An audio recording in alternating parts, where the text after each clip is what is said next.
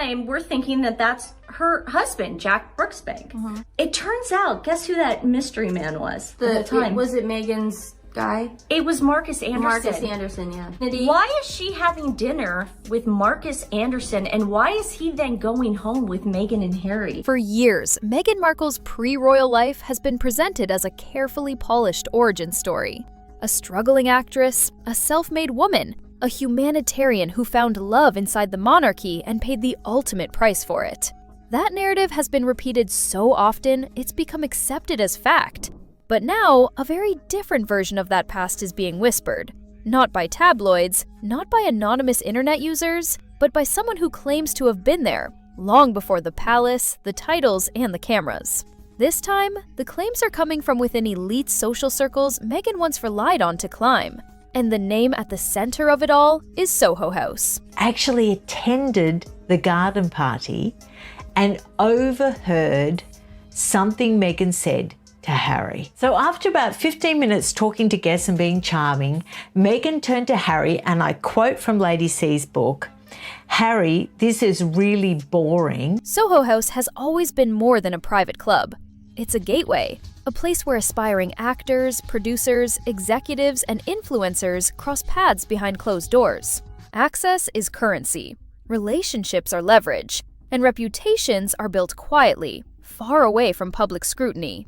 According to recent claims circulating online and among royal commentators, a senior figure connected to Soho House has suggested that Meghan's rise was far less accidental than the public was led to believe, and that there are unseen photographs, moments from her past, that tell a very different story than the one carefully curated after she became a duchess. Queenie said it best. It's downright bizarre that a man, gay or straight, constantly clings to a family like Marcus Anderson does with Harry, Meghan, and their kids. He is like a parasite, always lurking in their shadow. These allegations don't accuse Meghan of a single dramatic act. Instead, they point to a pattern, a lifestyle, a network of connections that allegedly played a far bigger role in her ascent than talent or luck alone. And that's what makes this so unsettling. Because if true, it reframes everything. Before Prince Harry, before the royal wedding, before the global interviews and carefully worded grievances, Meghan was moving through exclusive spaces where influence mattered more than credentials.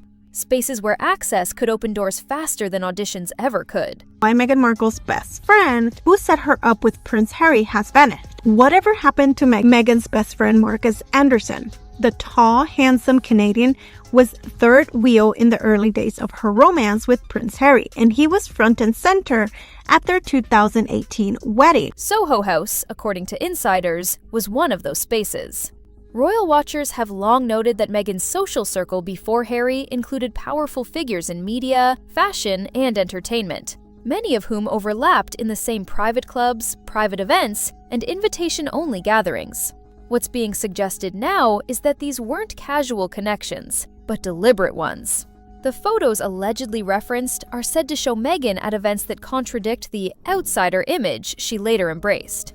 Not struggling, not excluded, but embedded, comfortable, connected. And while no images have been officially released, the suggestion that they exist, and that people with first-hand knowledge are willing to speak about them, has sent shockwaves through online royal communities. And so for Harry himself, he's now, in many people are suggesting, trapped. And as his mother famously said in that line, it's difficult because there's three of us in this marriage. History, truly, according to that source, is repeating itself. Harry is very much sort of whatever is suggested, he has to go along with it. What makes this even more explosive is the timing. Prince Harry, according to observers, has appeared increasingly strained in recent months. Interviews feel tighter, body language more guarded. Mentions of Meghan's past are avoided rather than expanded on. And when questions arise about how they met or what her life was like before the royal family, answers tend to circle rather than land.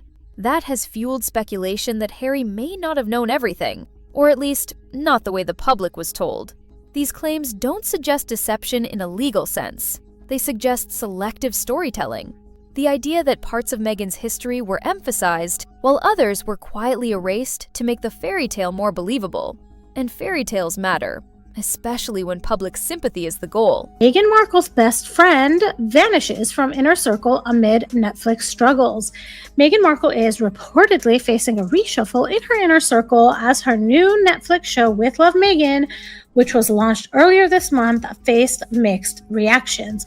So, how many times have we heard Meghan Markle having a best friend?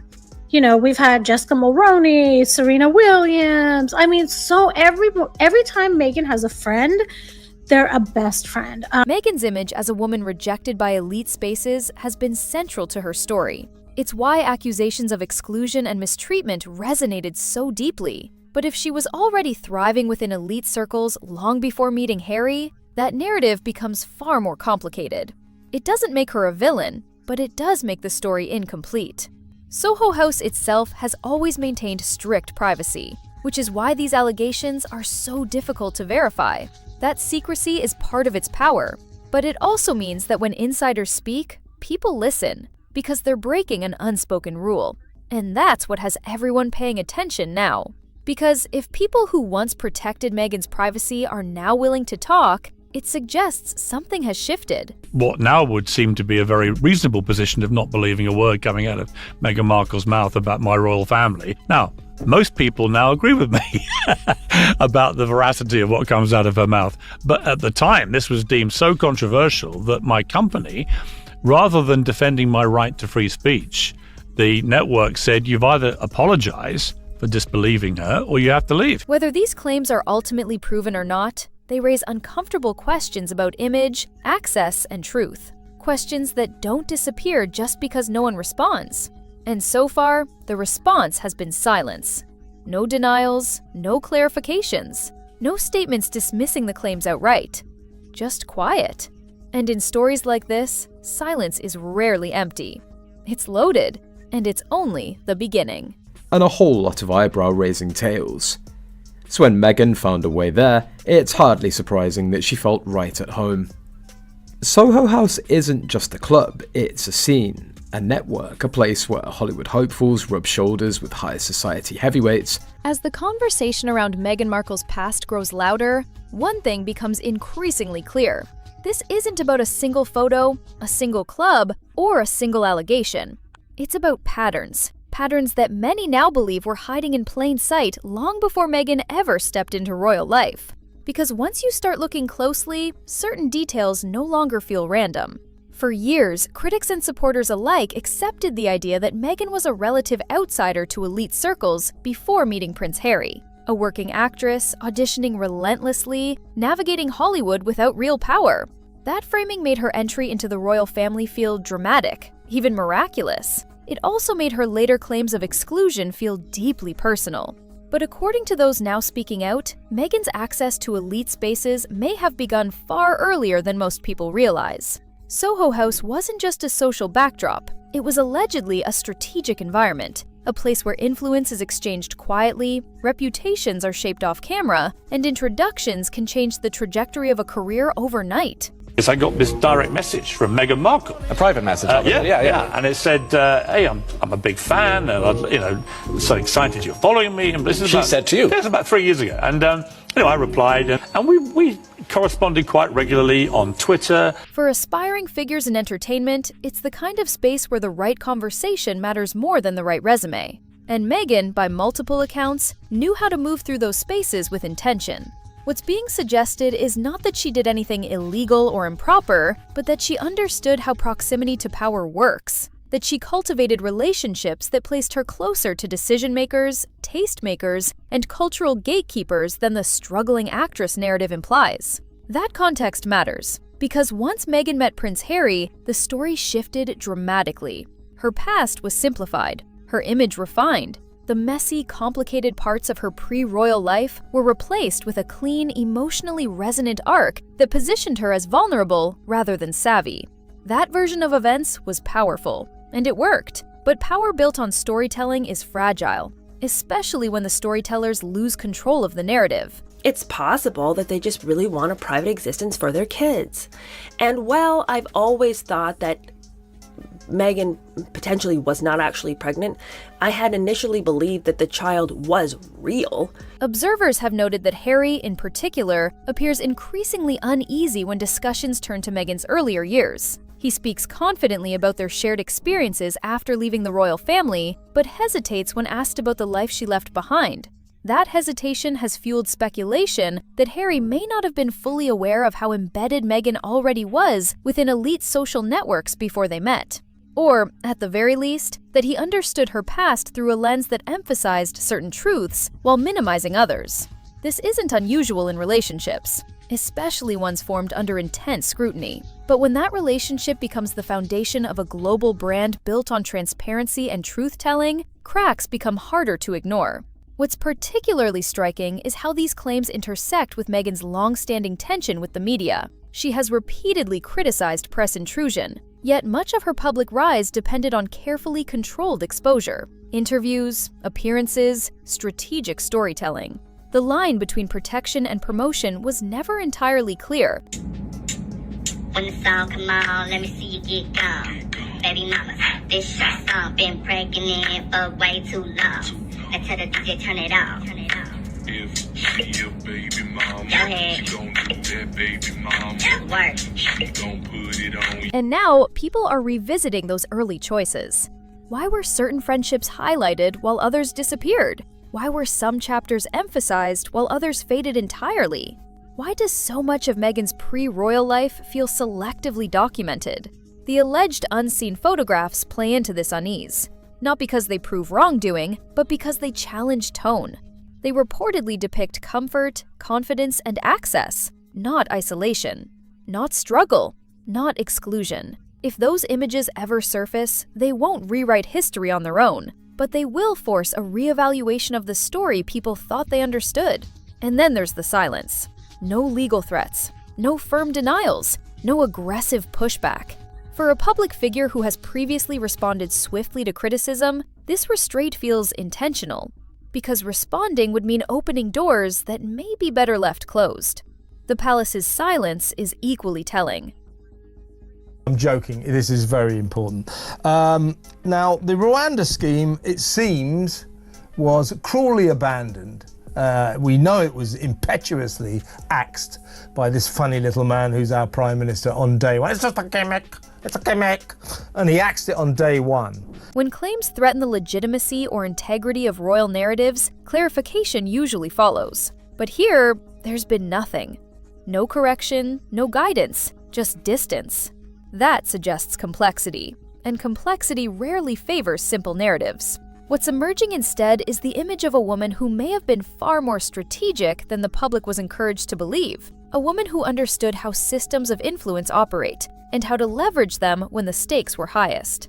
Again, none of this makes Meghan uniquely villainous. Many people navigate power structures to survive and succeed, but when a public identity is built on moral contrast, outsider versus institution, truth versus illusion, those strategies become impossible to ignore. The time when he comes over here, doesn't it? When Harry comes over here, everybody goes, right, well, he's only 3.5 miles away from this one and that one and that one, but they're not meeting up. It's tantalising. It was 7 miles apart. Was it indeed? You need to know. Right. And obviously everyone's got into a big state about how close this is and how tantalising, and they could have seen each other. Because once people begin to sense that parts of a story were curated rather than lived, trust erodes.